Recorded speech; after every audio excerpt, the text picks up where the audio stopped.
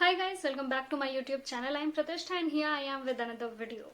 So आज का जो वीडियो है वो टाइम टेबल पे है, आपको टाइटल पढ़ के तो पता चल ही गया होगा। और ये वीडियो मैं इसलिए बना रही हूँ क्योंकि बहुत सारे लोगों के कमेंट्स आए थे, बहुत सारे लोगों ने इंस्टाग्राम पे, टेलीग्राम पे मुझसे बहुत ज्यादा पूछा था कि एग्जैक्टली क्या टाइम टेबल इस समय हम लोग को फॉलो करना चाहिए। आई नो कि बहुत सारे लोगों को अपना अपना स्टाइल होता है, क्योंकि ये बहुत ही ज्यादा सब्जेक्टिव है कि आप किस तरह से पढ़ना चाहते हैं, कौन से टाइम में पढ़ना चाहते हैं, कौन सा टॉपिक आपका है जो वीक है, किसको आपको ज्यादा समय देना है, किसको कम समय देना है। ऑब्वियसली ये आपके ऊपर है। लेकिन कुछ लोग ऐसे होते हैं जिनको थोड़ा सा भी अंदाजा नहीं होता, मतलब उनको चाहिए कि उनको कोई बता दे, उसके बाद वो थोड़ा सा मॉडिफाई कर सकते हैं उस चीज में। तो इसीलिए आपकी थोड़ी सी हेल्प करने के लिए मैं ये टाइम टेबल आपको बता रही हूँ। आप अपने हिसाब से, अपनी टाइमिंग के हिसाब से, अपनी बॉडी के हिसाब से, अपनी तैयारी के हिसाब से और अपनी वीकनेसेस के हिसाब से इसको मॉडिफाई कर सकते हैं। मैं बस एक मतलब थोड़ा सा जो ढांचा होता है, खाका होता है, वो मैं आपको बता दूंगी। नेक्स्ट जो चीज है वो ये है कि मैंने ये जो टाइम टेबल बनाया है वो मॉर्निंग को बेस रखकर बनाया है, यानी कि एक मॉर्निंग पर्सन के लिए बनाया है कि सुबह से उठ के तैयारी करनी हो और रात को जल्दी सो जाने के लिए। लेकिन अगर आप मॉर्निंग पर्सन नहीं हो तो भी आप अपने हिसाब से उसको शिफ्ट कर सकते हो आराम से। जो चीजें मैंने दिन में बताई वो चीजें आप रात में कर सकते हो अपने हिसाब से। बट मेरा जो सजेशन रहेगा आपको, अगर आप कहीं जॉब नहीं जाते हो, कहीं कॉलेज नहीं जा रहे हो, कहीं आपको स्कूल में नहीं पढ़ना है, तो मेरा सजेशन आपको यही रहेगा कि आप मॉर्निंग वाला ही एक महीने के लिए ये जो टाइम टेबल है वो फॉलो करो। क्योंकि अभी आपको लगेगा कि नहीं यार, मैं तो मॉर्निंग में नहीं उठ पाता हूँ, रात सही लगती है, ऐसे वैसे। तो एक तो बात ये है कि पूरे साल के लिए आपको ये नहीं करना, आपको सिर्फ एक मंथ के लिए करना है। सिर्फ और सिर्फ एक मंथ बाकी है, वो भी नहीं बाकी है, कुछ 20-23 दिन बाकी है। तो उसमें आपको बहुत ज्यादा अपने आप को बिल्कुल तपाना है। तो उसके लिए आपको कुछ भी करना पड़े, आपको कर लेना चाहिए। हो सकता है ये एक मंथ आपके तैयारी में एकदम कारगर साबित हो जाए। स्टार्टिंग में आपको लगेगा कि मैं उठ नहीं पाऊंगा और मैं हमेशा रात में पढ़ता हूँ, लेकिन अगर आप ट्राई करेंगे तो आप बिल्कुल उठ सकते हैं। और अगर आप कहीं जा नहीं रहे, मतलब जॉब वगैरह पे, तो आपका दिन पूरा यूटिलाइज हो जाएगा और रात वाले से आप बच भी जाओगे। और फिर अगर आपने सुबह उठना स्टार्ट कर दिया तो रात को आपको नींद भी अच्छी आ जाएगी। और फिर भी इन सब की बातों के बाद भी मैं आपको बता देती हूँ कि अगर आप चाहो तो आप अपने हिसाब से इसको मॉडिफाई कर सकते हो, टाइमिंग शिफ्ट कर सकते हो, जो भी आपको सही लगे। मैं सिर्फ एक ढांचा या खाका मैं आपको दे सकती हूँ। तो आइए वीडियो शुरू करते हैं। अब टाइम टेबल से पहले सबसे ज्यादा जरूरी ये है कि आपको टॉपिक पता होना चाहिए, आपका सिलेबस पता होना चाहिए। मैंने 50,000 बार ये सारी चीजें आपको बताई हैं। मैंने तो कभी ये भी नहीं कहा है कि आपको टाइम टेबल के हिसाब से पढ़ना चाहिए। मैंने हमेशा आपको बताया है कि आपको टॉपिक के हिसाब से पढ़ना है। लेकिन फिर भी कुछ लोग टाइम टेबल मांग रहे हैं, इसलिए मैं दे रही हूँ।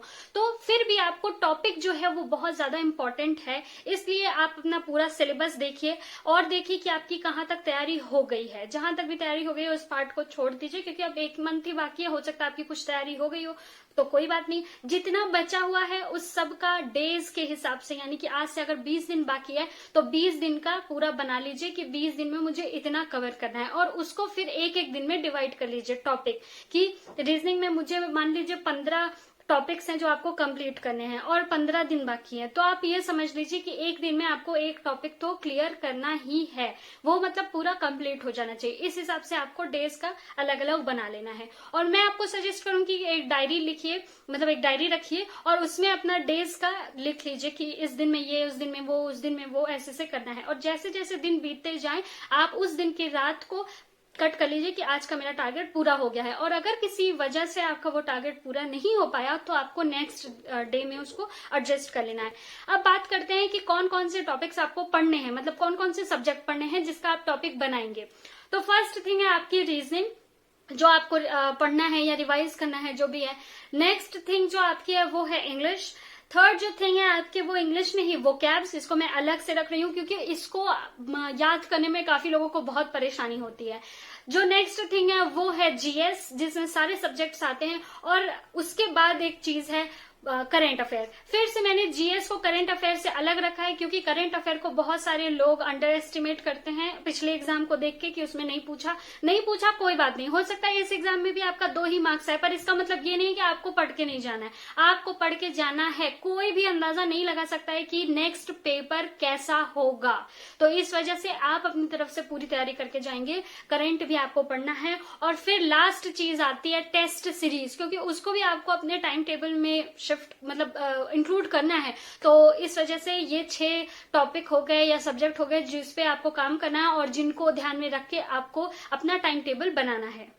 एंड यस, उसके बाद आ गया सबसे इम्पोर्टेंट पार्ट, रिवीजन, जो कि डेली रिवीजन होना चाहिए। मे बी अभी आपकी बहुत सारी तैयारी हो चुकी हो और अब जो आप पढ़ने जा रहे हो वो भी रिवीजन ही हो, लेकिन फिर भी आपको डेली रिवीजन भी लेकर चलना है, क्योंकि अब ये आपका आ चुका है लास्ट टाइम, और इस समय में डेली रिवीजन सबसे बड़ा रामबाण है। तो इसको बिल्कुल मत भूलिएगा। आपने आज जो कुछ भी पढ़ा है वो मतलब रात में बिल्कुल दिन के अंत में आपको रिवाइज करना है, तभी आपको सोना है। तो चलिए बताते हैं कि आप कैसे कैसे क्या क्या चीजें कर सकते हो।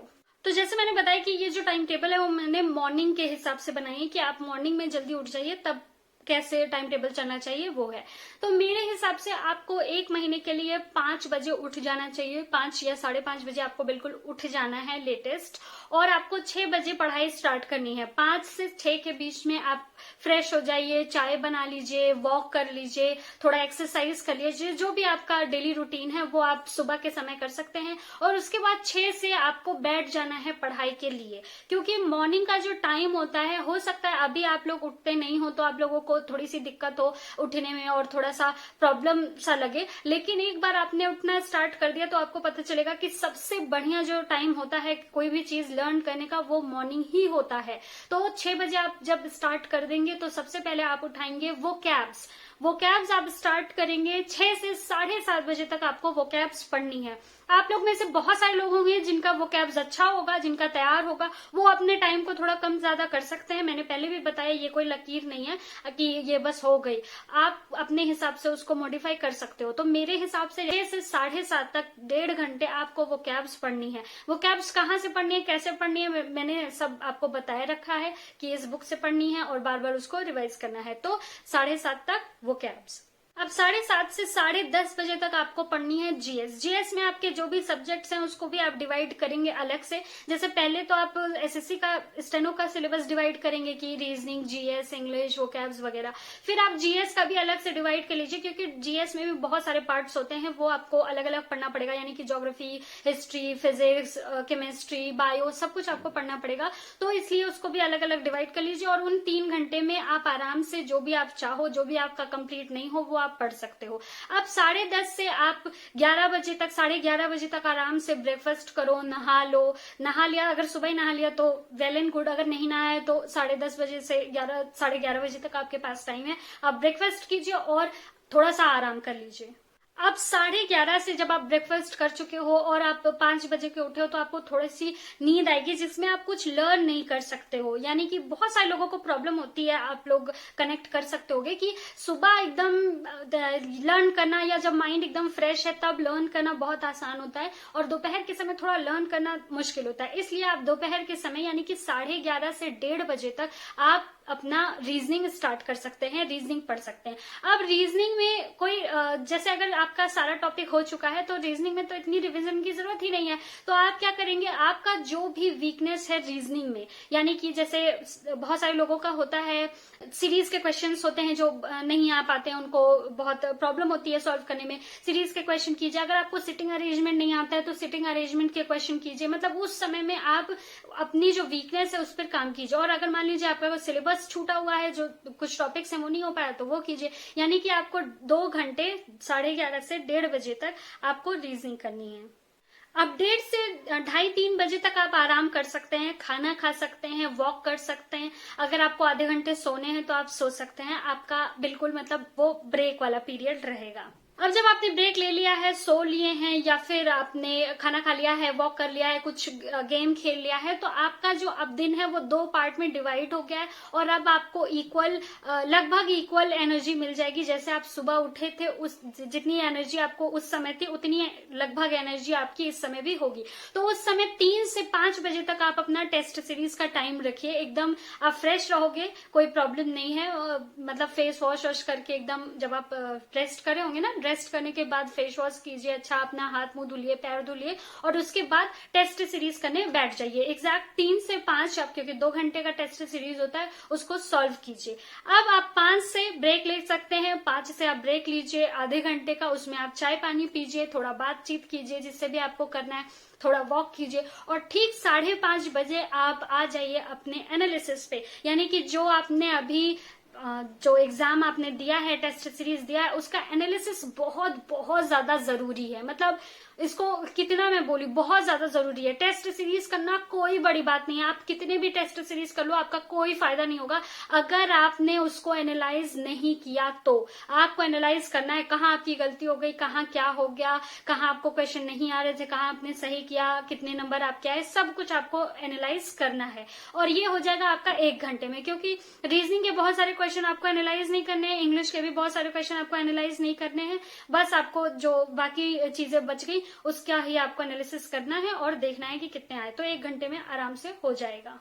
अब बज गए 6:30 आपको एनालिसिस में। 6:30 से 8:30 का टाइम आप इंग्लिश के लिए रखिए। 2 घंटे इंग्लिश के लिए अच्छे हैं। जिसको इंग्लिश आती है उसके लिए भी, जिसको इंग्लिश नहीं आती है उनके लिए भी अच्छे हैं। अगर आप चाहें अपने वीकनेस के हिसाब से इसको शिफ्ट कर सकते हैं। कई बार मैंने आपको ये बोल दिया, आप रीजनिंग आपका बहुत ज्यादा अच्छा है और आपकी इंग्लिश बहुत खराब है, तो आप रीजनिंग वाले टाइम में इंग्लिश को रख सकते हैं। मतलब थोड़ा सा आप रीजनिंग पढ़िए और थोड़ा सा इंग्लिश पढ़िए और उसके बाद फिर से 6:30 से 8:30 बजे तक इंग्लिश पढ़िए, तो आपका अच्छे से आपकी तैयारी हो जाएगी। अगर आपकी इंग्लिश अच्छी भी है, बहुत अच्छी है, फिर भी आप इंग्लिश पढ़ो, क्योंकि आपको सारे सब्जेक्ट लेकर चलने हैं। वो चाहे रीजनिंग हो, जीएस हो, करंट हो, इंग्लिश हो, सब कुछ आपको लेकर चलना है। क्योंकि आपके बहुत अच्छे होने के बाद भी कभी कभी ऐसा होता है कि रिविजन की कमी हो जाती है और आपको एग्जाम में वो चीजें याद नहीं आती है। तो ऐसा मत कीजिएगा कि कोई सब्जेक्ट छोड़ दीजिए, आप पढ़िए सारे सब्जेक्ट। इसलिए मैंने पूरे टाइम टेबल में सारा सब्जेक्ट अलग अलग इंक्लूड किया हुआ है। फिर आपका 8:30 बज गया। 8:30 से 9 बजे के बीच में आप करंट रिवाइज कर सकते हैं, क्योंकि करंट कुछ भी अब आपको नया तो पढ़ना नहीं है। आपको जो भी आपने स्पीडी की बुक ली है अगर वार्षिकांक, तो उसको आपको खत्म करना है। वो कितनी पतली बुक होती है आपको पता ही है। तो आधे घंटे अगर आप आज से रोज पढ़ते हैं तो आराम से आपका कंप्लीट हो जाएगा। और अगर आप यूट्यूब वीडियोज वगैरह से पढ़ते हैं तो आप आराम से स्पीड हाई करके आराम से पढ़ सकते हैं, कोई प्रॉब्लम नहीं है। इसको भी अपने हिसाब से टाइम घटा बढ़ा सकते हैं। आपको लगता है कि बहुत ज्यादा पढ़ने की जरूरत है तो जीएस पार्ट में आप उसको इंक्लूड कर सकते हैं। तो अब बज गए 9 और 9 के बाद आप आराम से जो भी आपको करना है, आप डिनर कीजिए यानी खाना खाइए। उसके बाद आप वॉक कर लीजिए। आपको मोबाइल में कुछ देखना है देख लीजिए, आपको टीवी देखना है देख लीजिए, लेकिन सिर्फ 10 बजे तक, स्ट्रिक्टली 1 घंटा बस। आपको खाना भी खा लेना है और उसके बाद जो भी आपको एक्स्ट्रा एक्टिविटीज करनी है वो भी कर लेनी है। अब अगर बज जाते हैं 10, तो 10 से 11 अब आपका लास्ट टाइम होना चाहिए। 10 से 11 के बीच में ही आपको रिविजन करना है। अब आपको लगेगा कि पढ़ तो रहे हैं 7-8 घंटे, तो 1 घंटे में कैसे रिवाइज करेंगे? तो बहुत ही आसान है। रिवाइज करने में कुछ भी ऐसा नहीं जाना है क्योंकि पहली बात तो यह है कि आपने पहले भी पढ़ा हुआ है और आपको जो 6-7 घंटे आप पढ़ रहे हो वो भी एक तरीके का रिविजन ही है। दूसरी बात, आपको रीजनिंग में कुछ रिवाइज नहीं करना है, करंट में कुछ रिवाइज नहीं करना है। आपको रिवाइज करना है सिर्फ जीएस में आज जो भी आपने पढ़ा, इंग्लिश में आपने जो भी पढ़ा और वोकैब्स में आज आपने जो भी याद किया, ये सारी चीजें आपको रिवाइज करनी है। तो बहुत ही आसान है, 1 घंटे में आपका आराम से हो जाएगा और हो सकता है उससे जल्दी ही हो जाए। तो अगर आपका रिवीजन जो है वो और जल्दी हो जाता है तो आप उसी वक्त मतलब फिर सो जाइए। कोशिश कीजिए कि उसी वक्त नींद आ जाए, नहीं तो आपको 11 बजे तक सो जाना है, क्योंकि आपको 6 घंटे की नींद तो लेनी चाहिए, मतलब लेनी ही है।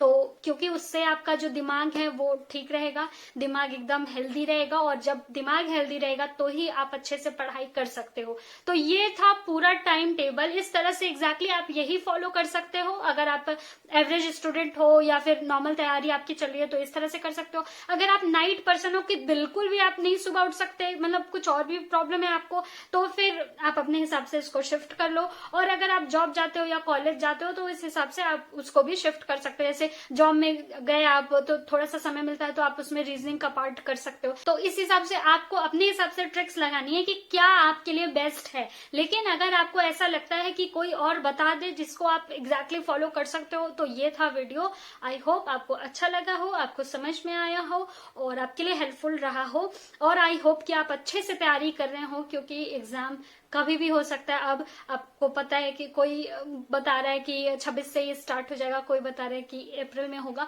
तो कभी भी हो, आपका जो टाइमिंग था वो ही टाइमिंग सोचकर आप ये पूरा प्लान बनाइए और उसको एग्जीक्यूट कर डालिए। बस लास्ट चांस है। All the very best.